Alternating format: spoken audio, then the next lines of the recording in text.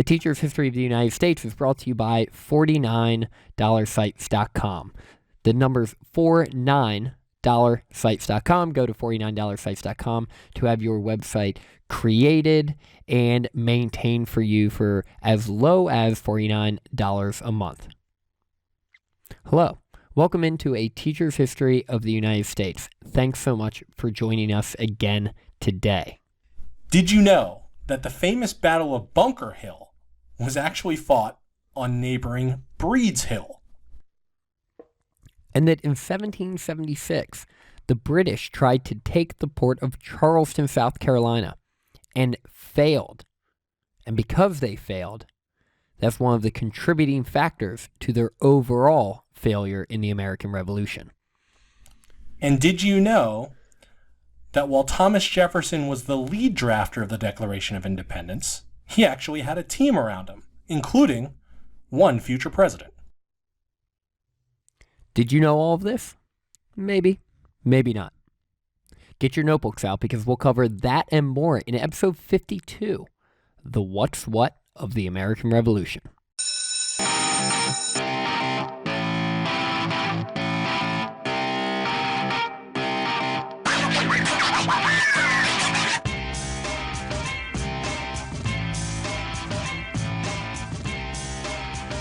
Hello everyone, welcome back into class. It is great to be back just a week after episode 51.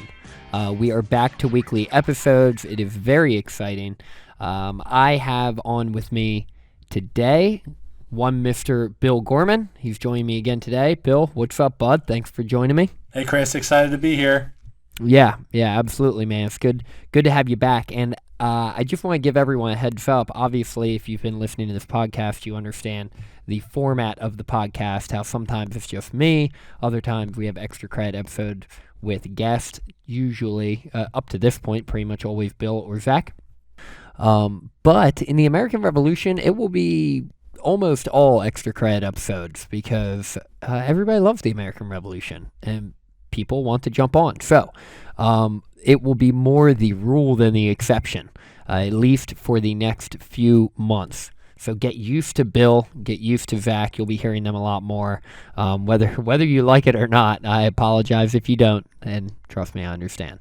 But Bill, what are we going to do in this episode today? What is the purpose of the What's What episode? Actually, Chris, that's a great question. And I say it's a great Thank question because I brought up the idea of doing essentially a primer on the American Revolution, the who's who and the what's what. Today, we're going to be talking about the what's what. But there are a lot of moving pieces when it comes to the American Revolution. And I thought, and you agreed, for the record, you agreed, that it would be a good start to lay a foundation about the pivotal events and pivotal people that comprise the entirety of the American Revolution. Yes, I did agree with you. I absolutely did. And I feel like I probably brought it up in passing at some point, which is what planted the seed in your mind to verbalize it. So good job on putting it into words for me, and I appreciate that. But I'm sure it was my idea before it was yours. So this week we'll be doing the what's what of the American Revolution. Next week, the who's who of the American Revolution. But before Bill and I dive into it, because we will, there's a lot of content to get through this week and next week, we have a big announcement, and that big announcement is the Patreon page is live. So if you go to www.patreon.com/ateachershistory, you will see that our Patreon page is up, and we've gotten requests from listeners of the show. How can they better support the show? And this is the best way to show support for the show and allow us to keep this going on a weekly basis and keep putting in the effort and the energy and the research that it takes to run this podcast. So if you would be so willing to go over to patreon.com/ateachershistory and check out the different ways you can support, we would all really appreciate that. But that's really exciting. Don't you think, Bill? I do. It's a big day for A Teacher's History of the United States. Big shout out, though, to one of my oldest friends in the world, Jonathan, who was the very first Patreon member of A Teacher's History of the United States. He sent me a screenshot to verify, so I do have proof of that. So a big time shout out. Thank you very much, Jonathan. But like Chris said, Zach, I speak for Zach as the fellow extra credit contributor. We do want to say thank you for all of the support you've thrown our way up until this point, and with the Patreon page, just another way to support our little endeavor so that we can continue pumping out episodes on a weekly basis. We can start involving our listeners even more frequently, and really to ensure that our podcast reaches as many fellow history nerds as possible. So thank you.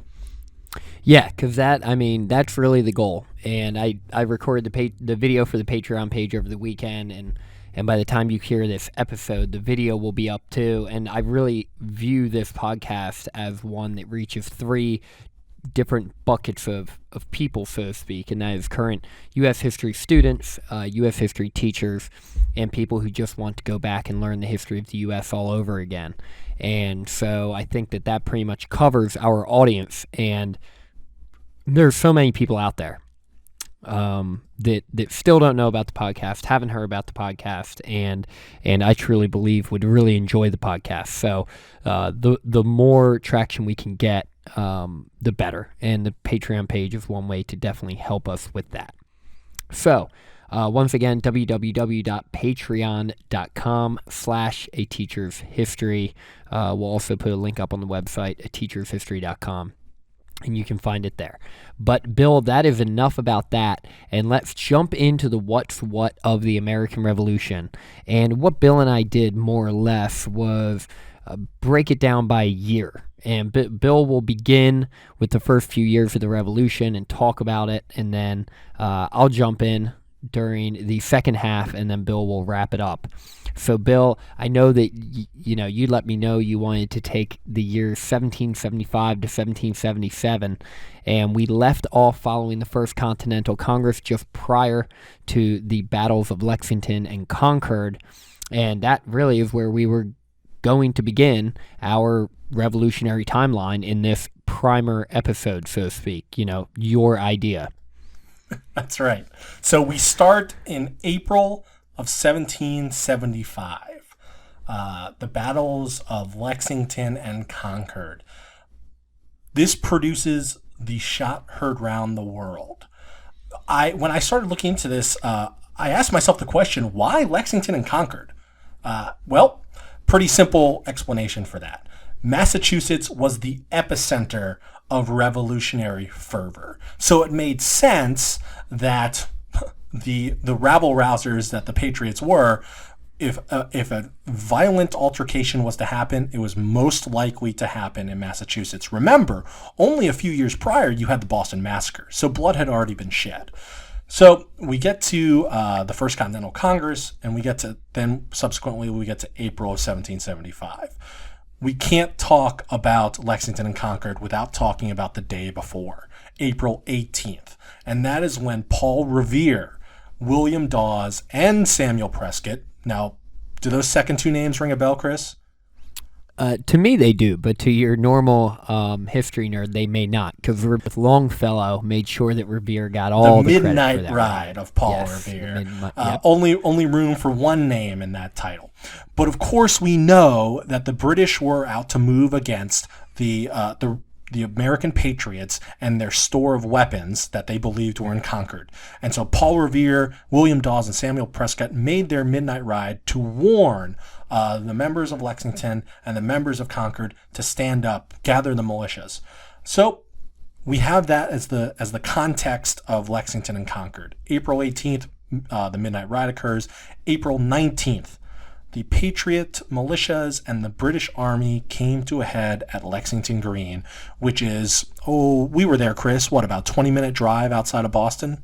Yeah, maybe maximum 20 minutes, maybe closer. And Lexington Green, not a huge space. I mean, it is a nice little town center, but it's not a huge space. No, it's not. At that Lexington Green, Patriot Captain John Parker led that militia. And was quoted to have said, "Stand your ground, don't fire unless fired upon, but if they mean to have a war, let it begin here." We'll never know who fired that first shot, but the rest was history. The die was cast. And, I mean, just to provide context, which listeners are starting to make fun of me for now, for saying that phrase so much, but it is what it is. Get used to it. The British were heading out to Lexington and Concord to arrest John Samuel Hancock. Adams, John Hancock, and to basically repossess a significant amount of ammunition and firepower to prevent any type of further violence in the greater Boston area. And they were unsuccessful in those attempts. And so unsuccessful, they actually began the American Revolution. And they did not want to do that. They did not want to shoot upon colonists. They did not go out seeking violence in any way. And you can only imagine how torn many of these British officers were, and British soldiers, I should say, as they stood across the green from their fellow countrymen, so to speak, and opened fire. It had to have been really difficult scenario for everyone involved. When the British forces arrive in Concord, there were 400 Patriots, or Minutemen, as they were dubbed, to contest the British advance at the Old North Bridge. While the British did burn some of the surrounding area, they were ultimately forced to leave Concord. But here's where it gets really interesting for the British. As the British retreat back to Boston, it is literally a running, fighting retreat. We walked part of that trail, Chris, but the full trail is 12 miles long. And they took fire from the militia Minutemen the entire way until the British ships out in Boston Harbor could lay down some suppressing fire to give them cover to cement their retreat. Yeah, it really ended up being a pretty epic disaster for the British forces. They did not accomplish what they went out there to accomplish.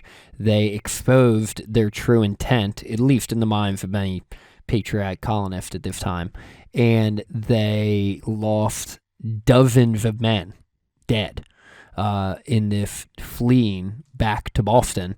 And then at that point, they returned back to Boston. And remember, Boston at this time in 1775 is almost an island. It is technically a peninsula, but it is about as close to an island as you can get. And they feel very boxed in Boston. And, and that will lead to the Battle of Bunker Hill 2 months later. Yeah, so when you feel boxed in, you want to look for higher ground, right? This was the whole point of the British moving onto the surrounding hills, or wanting to move and take up strategic positions around the hills. Well, as you can imagine, the network built up in New England to spy and pass along information on behalf of the Patriots was pretty good. So the Patriots learned of the British wanting to move into the surrounding hills. Colonel William Prescott, who was leading that Patriot militia, he was supposed to take up a defensive position on Bunker Hill. But did that happen, Chris? No, it did not. They were on the hill next to Bunker Hill. Yeah. They were on Breed's Hill. Geographically slightly closer to the city of Boston, so they didn't have to walk as far. But good. No other real strategic point to it. It was actually lower than Bunker Hill. The old adage was whoever controls the high ground controls the battlefield, but they took up shop on Breed's Hill. Now, the force that the American Patriots were facing was substantial. The British were occupying Boston. They had a substantial garrison there. And the Americans had little ammunition. So you have a large force, a largely all volunteer American fighting force facing down seasoned British regulars. And so as the British charge up Breed's Hill, the Americans are able to repel them twice. But upon the third advance from the British, they have to retreat. While technically the Americans lose this battle because they lost their position, there were two big results that came out of the Battle of Bunker Hill. First, this was a morale builder for the inexperienced American fighting force. And second, the bloody cost of securing the hill, whether explicitly or implicitly, would remind the British that this was not going to be an easy war. The British lost half of their army in this engagement, or the half of their fighting force at this battle. Yeah, and the Battle of Bunker Hill, and I think you'll hear this a few more times in our What's What review, is what you would consider in history to be a Pyrrhic victory. And a Pyrrhic victory, for those of you that don't know, basically means hollow victory. It was... Now I'm jogging my memory. Pyrrhus of Epirus in 280 BC. In 279 BC, he fought the Romans, and he was winning victories over the Romans, and Pyrrhus was basically just on the other side of the water, of the sea, east of Italy. And anyway, he was taking such a heavy toll in these victories that if I recall, and it's been years since I taught or went over any of this stuff, but one of his generals says something along the lines of like, well, great victories, good job on the victory. And he more or less said, well, if I keep winning like this, I'm going to lose. And so basically a Pyrrhic victory is when, technically you won the battle, but because of how much you lost in trying to win the battle, you are no better off after the victory than you were before the battle began.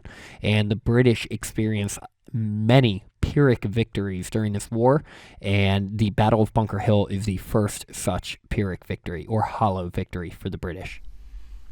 Let's move on to Bunker Hill. Let's move to 1776, and you might think we're going to jump directly to July, but we're not. I don't think that now because of how you just phrased that. I assume it was what we call in the biz a teaser or a misdirect.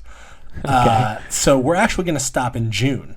And for all you listeners out there who thought maybe July 4th was where we were going to go, I don't blame you, because this was something that was, well, not perhaps news to me. I don't think I had ever learned about this. But in June of 1776, the British, who had become frustrated in New England, were looking for inroads in the South. And they attacked Charleston, South Carolina. Yeah, and this is the battle I referenced in our lead-in to the episode.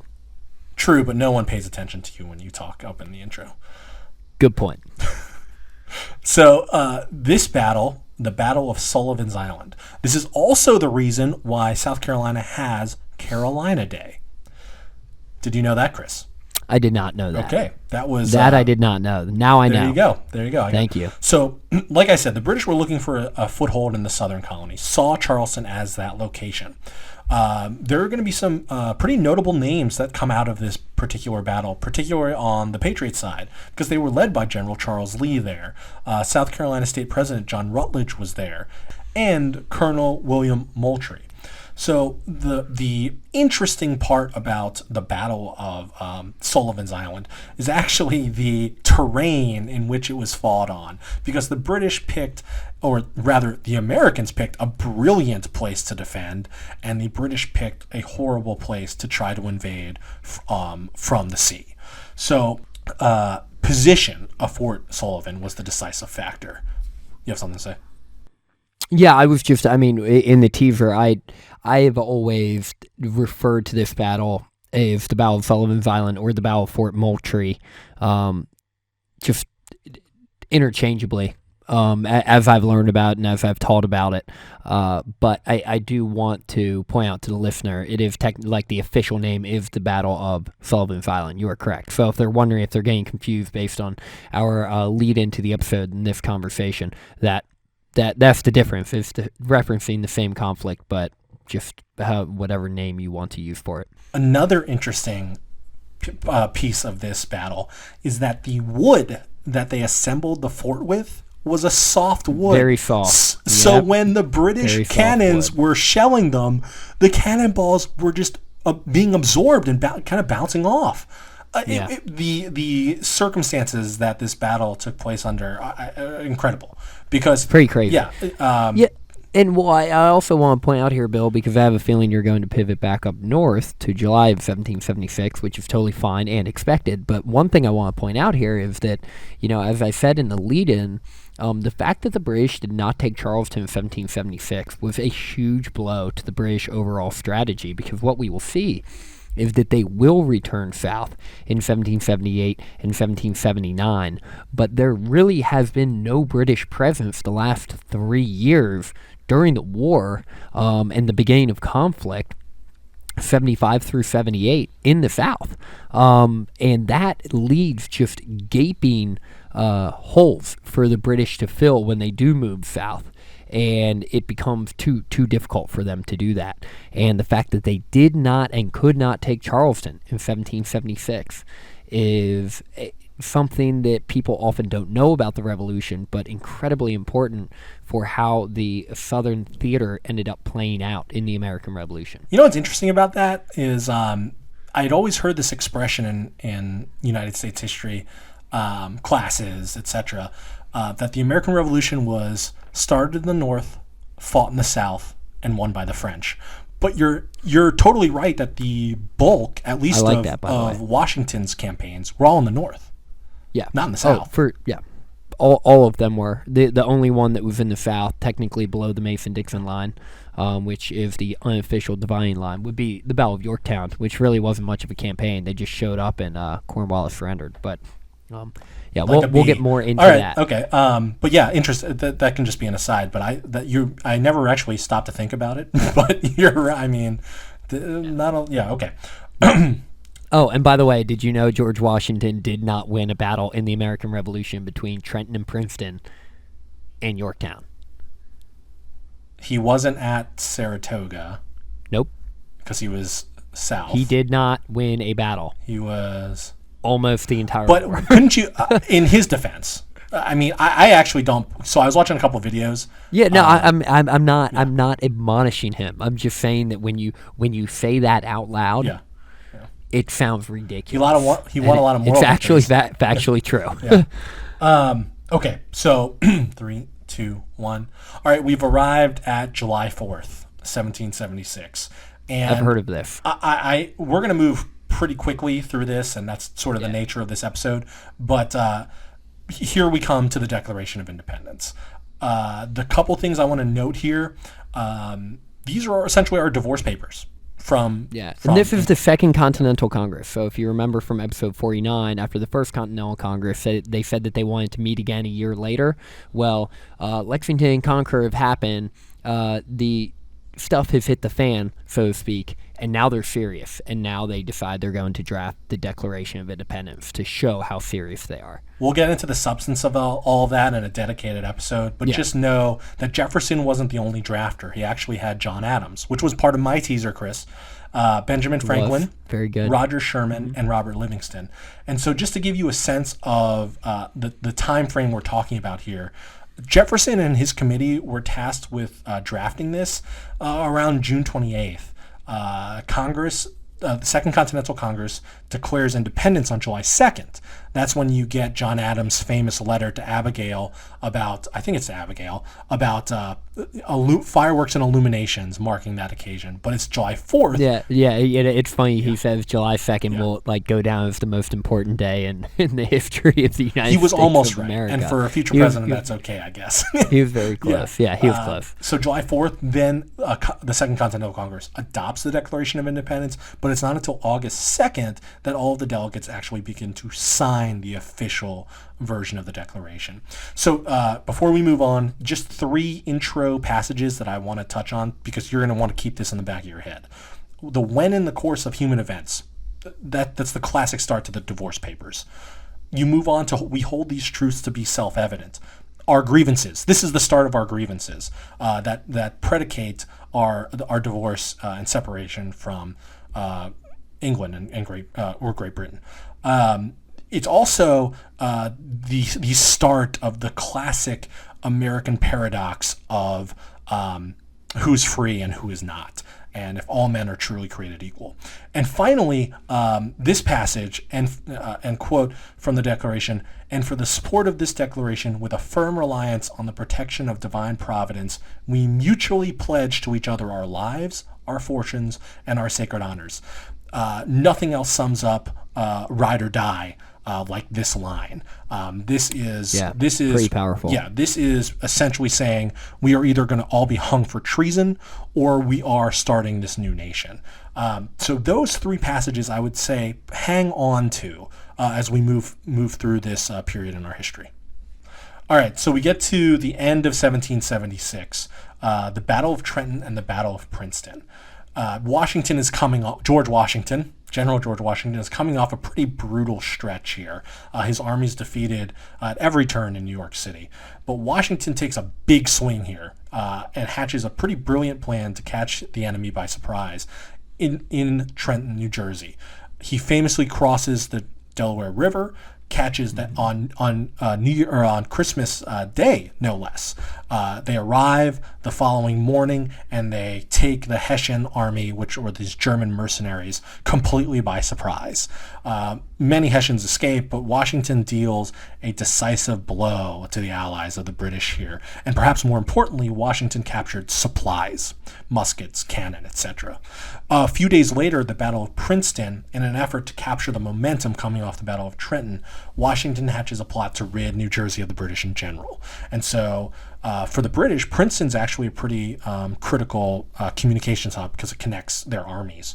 But Washington was able to divide and conquer the British forces and took the city and was able to achieve his ultimate objective of taking a high position on the mountain range in northern New Jersey, and his whole idea was to contain the British forces in New York City as much as he could, and he achieved that through taking Trenton and Princeton. Yeah, I mean, we'll have an episode on Trenton and Princeton and the Battle of New York and go into them in more detail because they really are fascinating battles. I mean, they're great. I love to teach about them, and I love to learn about them. But more than anything, when the British landed in New York, they ran roughshod through the Continental Army. And they really put the Continental Army, which at this point very few people believed in was genuinely strong enough to defeat the British, on its heels. And the men who volunteered for this service signed contracts of 1 year, and that year was coming up at New Year. So Washington landing these victories at Trenton and Princeton were really they were really important for him. Princeton happens in the very first. Important. Princeton happens in the first few days of 1777. Yeah. But the more critical battle to the entire revolution happened in September and October of 1777. And so we're jumping forward to the Battle of Saratoga. And this is widely considered the turning point of the American Revolution. And it's because while the American armies win this battle, more importantly, it convinces the French to join the fight on their side as an ally. So the overall... And, well, I just want to point out real quick, Bill. I really don't mean to interrupt you, but I just want to point out real quick that following Trenton and Princeton, Washington did not find really any success the next couple years against the British.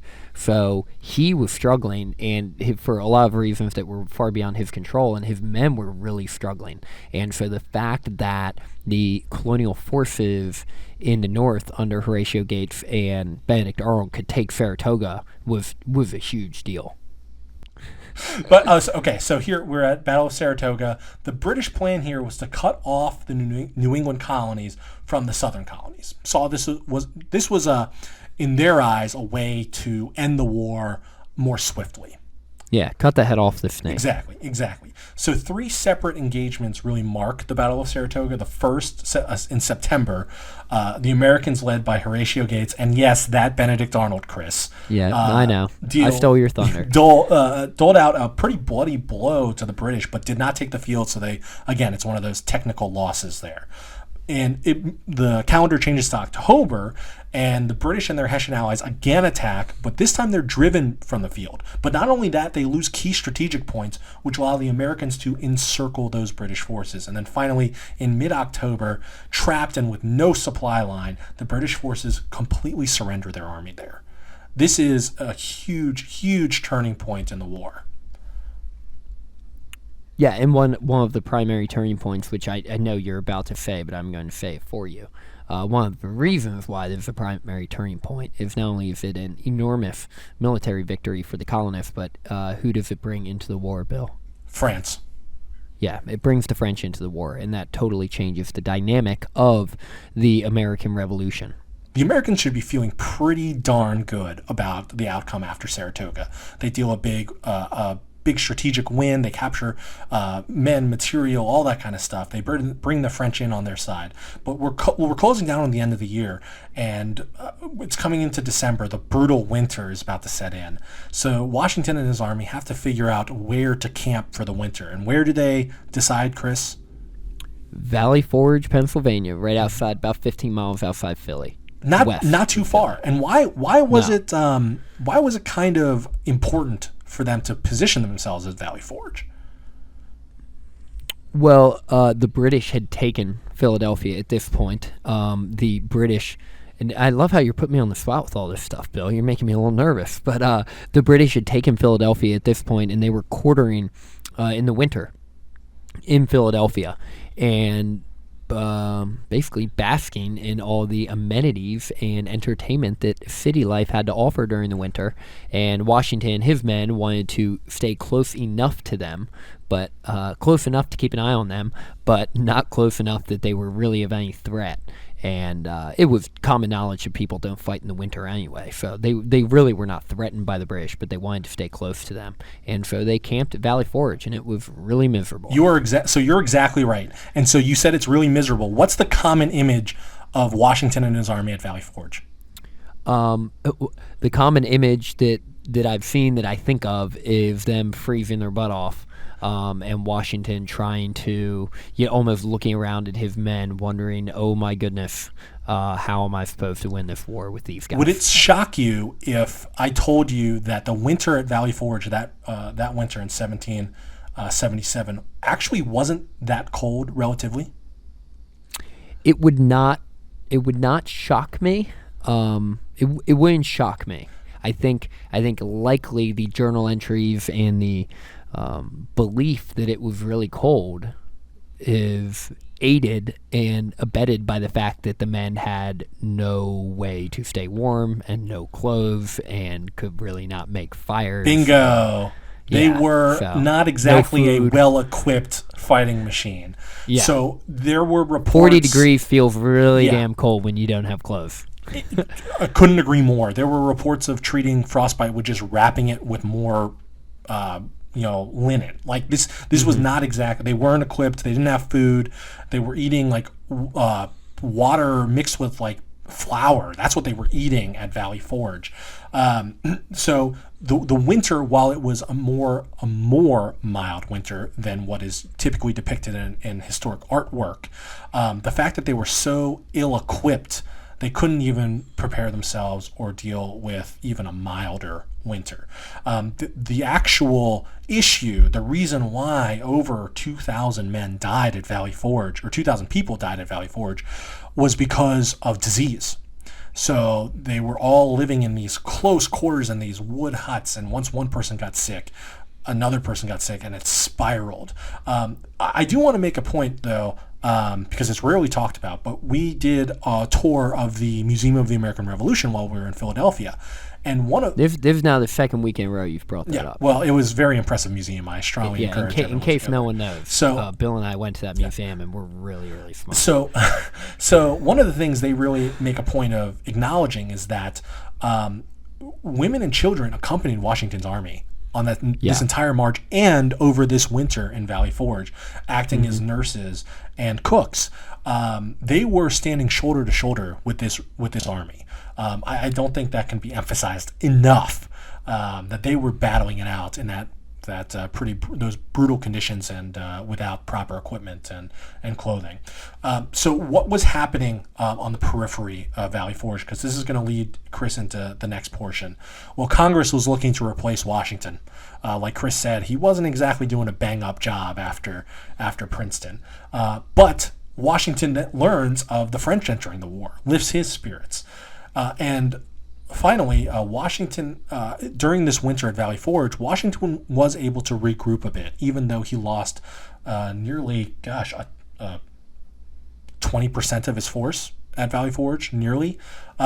So he was able to add a Prussian, Baron von Steuben, that would enter, and Steuben. Excuse me, I'm not Germanic, so I apologize for any von Steubens. Steuben? Steuben. I apologize to any Steubens out there for butchering that name. But he came in as a drill master at Valley Forge. Nathaniel Greene took over the operational command for supply lines, etc. So this is really a turning point for Washington because the Congress doesn't dismiss him. He gets his team together. And he's able to enter what turns out to be the second half of the war with fresh eyes, so to speak.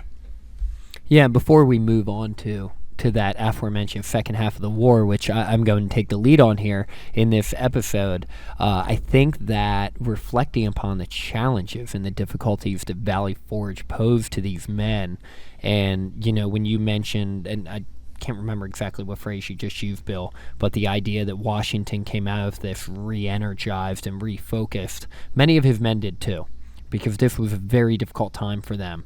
And they were refocused, and they did start to fight much more effectively. And while they don't have any clear victories in the war in the North in the second half, Valley Forge does play a very important role in the future of the war. As I mentioned at the beginning of the episode, Bill, who is our sponsor here at Teacher's History of the United States? Well, it's $49 sites, of course. Yes, of course, $49sites.com. And $49sites.com is who created and hosts and maintains our website now, and it is pretty awesome. They have sites optimized for desktop and mobile. The sites are custom designed by what you want. The content is written for you, or you can write your own content and they'll put it up there, which is what I ended up doing. But there's unlimited updates and monitoring, no startup costs.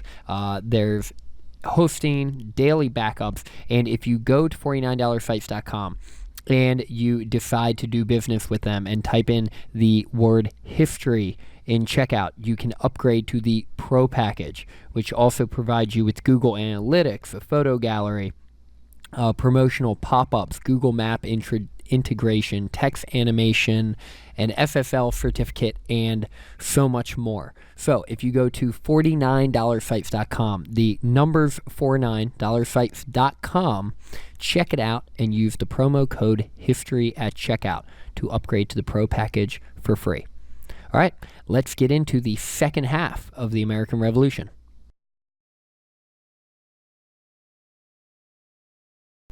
So as we move into 1778, Bill and I basically have an arbitrary, first half and second half of the Revolutionary War, and please don't start getting your calculators out and adding up the days or reaching out to us and arguing with us, because we're just doing it for organizational sake. We're not like staking claim. Yeah, please don't add us. Clear, official division. But 1778, this is where we think really it's easiest to recognize the second half of the war beginning.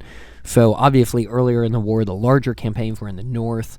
The British decided that they were going to move south, and they were, in their minds, they were going to move south for a couple reasons. They wanted to get out of the more rebellious areas in the regions. They had larger percentage of the population as patriots and rebels. They figured it could potentially make it more difficult for the Continental Army to organize and mobilize in the South. Southern colonists, for the most part, reports were that they were far more sympathetic to the colonial cause than in the North, and the British believed they'd be able to hold southern cities more effectively. Now, the problem is that, as we will find out, and as you may already know, that holding cities is not how the American Revolutionary War was going to be fought, and definitely not how it was going to be won, and we just proved that by talking about Valley Forge. The holding of cities was not that valuable in and of itself, and so that part of the plan never really played out for the British in the South. And when they do move down to the South, they'll realize that the reports of the Loyalist support was exaggerated, and exaggerated likely by men who could have profited and reaped the rewards of southern land if the British ended up being victorious. So it was in their best interest to convince the British to go down south. Now, what had been happening up to this point in the South? Well, the Virginia Patriots had taken over the colony of Virginia by 1776. They kicked out Lord Dunmore, who was a Loyalist governor. There had not been a ton of action in Georgia, the colony of Georgia, and likely had a significant amount of Loyalist supporters at this time. Yeah, remember, Chris, in Georgia, they didn't even send a delegation to the First Continental Congress.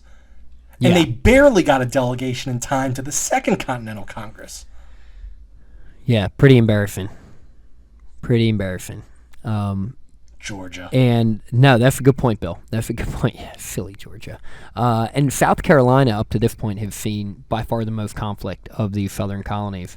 The backcountry of South Carolina had a large number of Loyalist supporters, whereas the low country, nearer to the coast and of course the ports, which these are the people affected by the taxes more so, unsurprisingly, there's a much higher percentage of Patriot supporters there.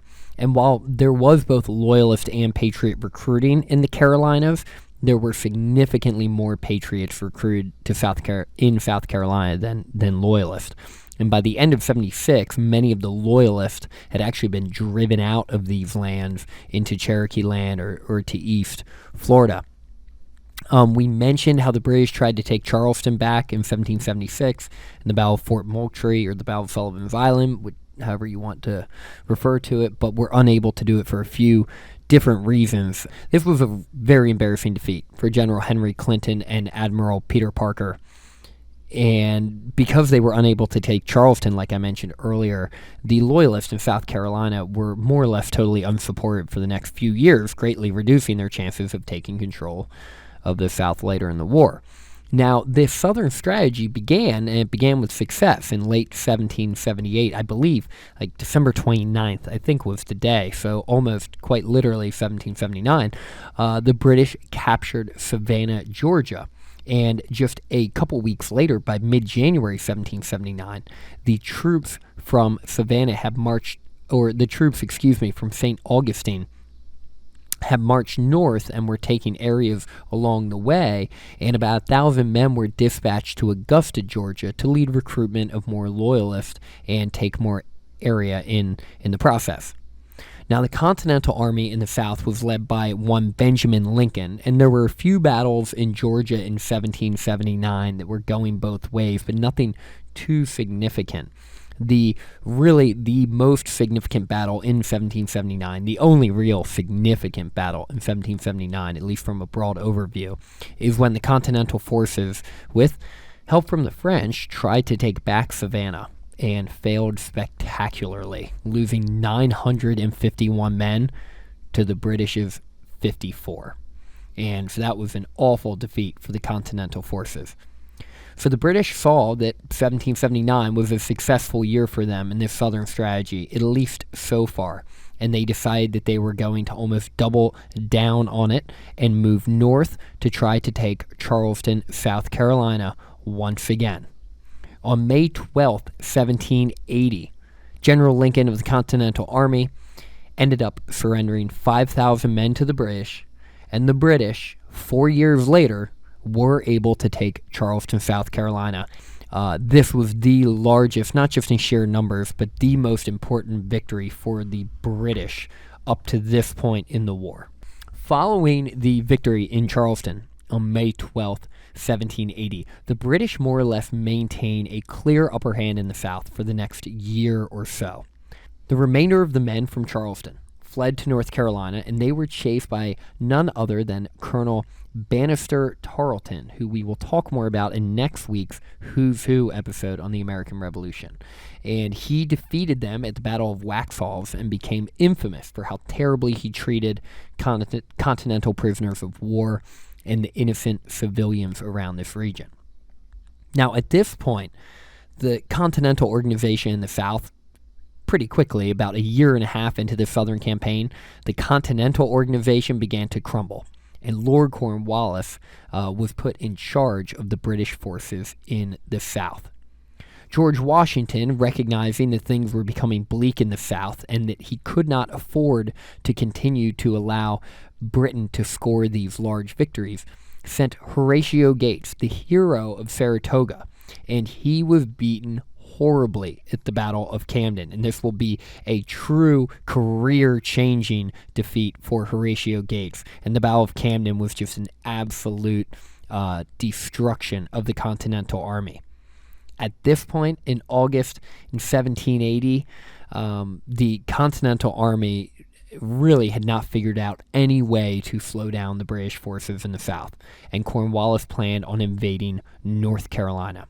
But in October, the Battle of Kings Mountain, the colonists did score a colonial victory 2 months later, and this really crushed Cornwallis's recruitment of colonial loyalists at the time, because it showed that the colonial army still was able to mount up a defense.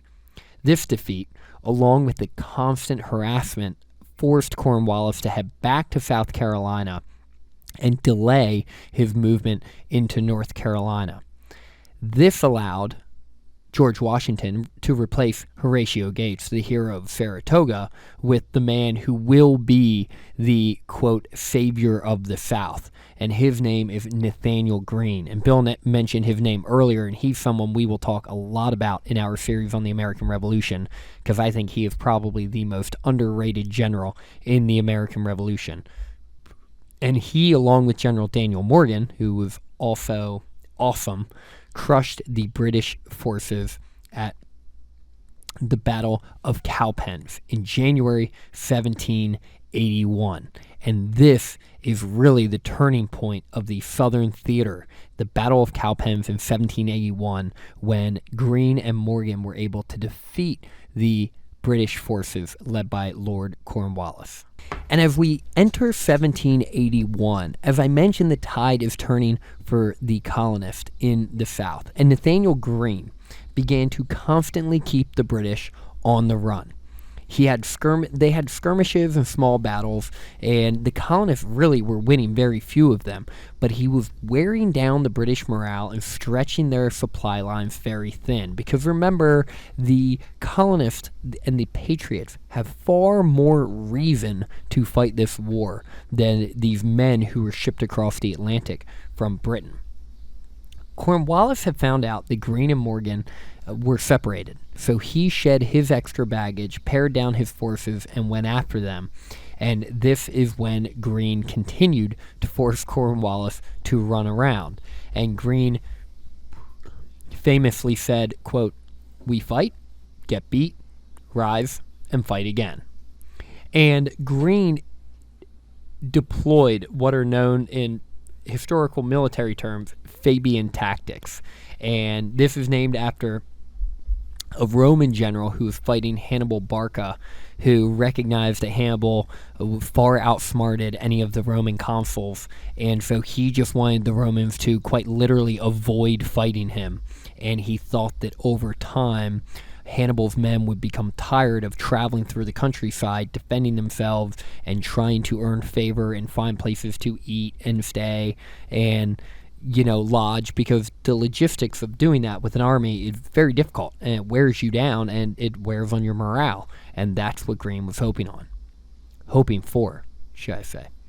In March of 1781, at the Battle of the Guilford Courthouse, it was another, and we mentioned this earlier, Pyrrhic victory for the British. They technically won the battle, but they lost a lot in winning the battle. Dwight may have won the battle, but I will win the next battle. Colonial supplies were coming from Virginia, so Cornwallis recognized that he was done chasing Greene around South Carolina, and he was never going to be able to defeat this guy if supplies kept being shipped in from Virginia. So he wanted to head north to invade Virginia and cut them off. And so he did just that, without actually getting express written permission to do it. Cornwallis traveled north to Virginia. And while he was traveling north, Greene and his men were taking back South Carolina. George Washington heard of the increased presence in Virginia and the fact that Cornwallis was on his way up, so he sent down one of his most trusted advisors, the Marquis de Lafayette, down to Virginia to defend the colony. Cornwallis put himself on the coast at the Williamsburg Neck because he was told to do just that. But unfortunately for him, and this is something that most people don't recognize, right? The French had been involved in this war for over 3 years now. They had fought in various capacities, and the largest contribution they made in the Revolutionary War was when they won the Battle of the Chesapeake, and they cut Cornwallis off from being resupplied or supported by the Royal Navy. And once they did that, as they were doing that, Washington and his army were coming south, and these multiple colonial armies were converging on Yorktown, and Cornwallis recognized he was trapped. He had the French Navy to his back and the French and colonial forces on land, and on October 19th, 1781, Lord Cornwallis capitulated to the Washington-led colonial forces. After this defeat at the Battle of Yorktown, for all intents and purposes, the war was more or less over. Henry Clinton's army in New York was really they were the only forces left for the British in America, and popular opinion about the war in England turned drastically.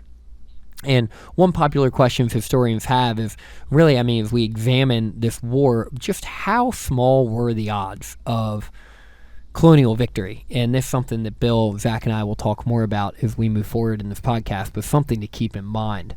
All right, so we just went through when the world turned upside down, and we arrive at 1783.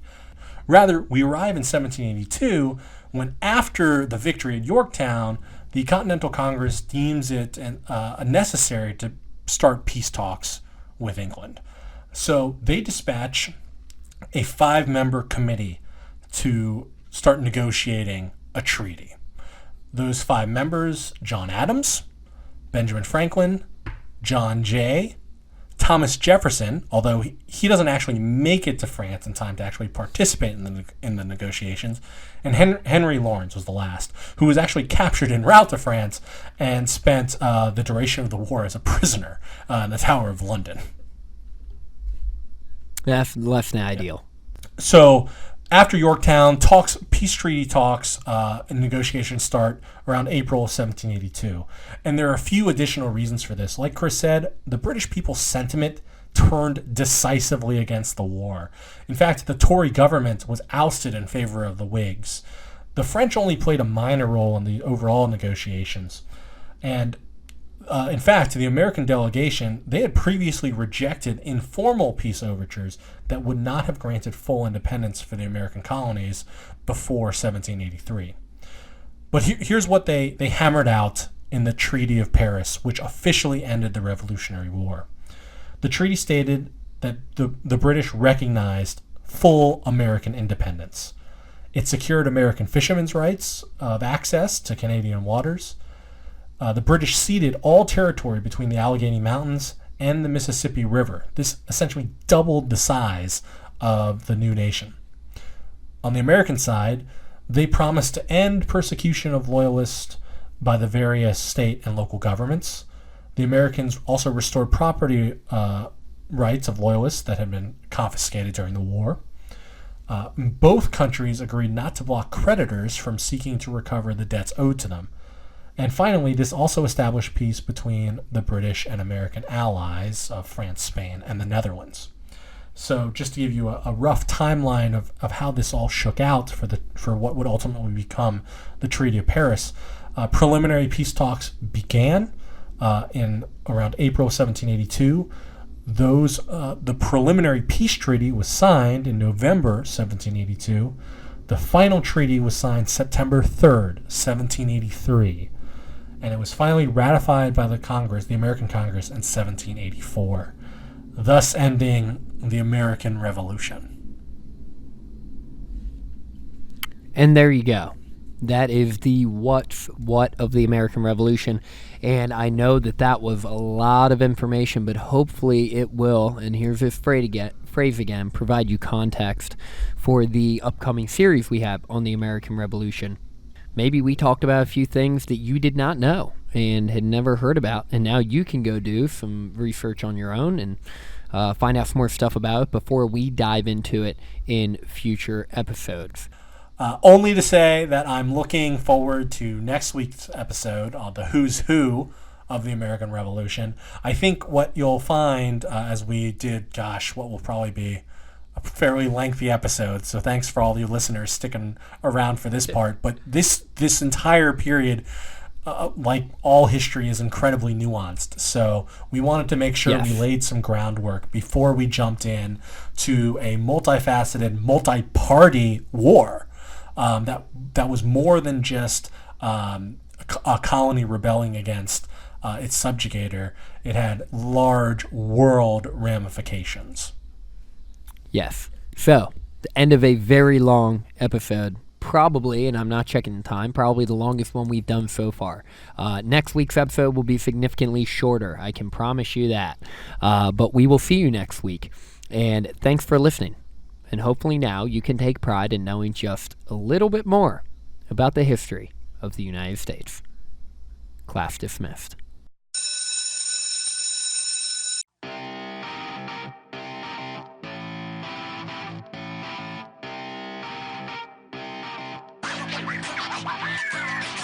If you'd like to raise your hand and participate, please feel free to reach out. You can find us on Twitter at A Teacher's Hist. You can reach out to us on Facebook, A Teacher's History of the United States Podcast, or shoot us an email, chris@ateachershistory.com. If you could leave a rating or review on iTunes, or even more importantly, go to our Patreon page and show support for the podcast, that would really mean a lot to us. See you next week.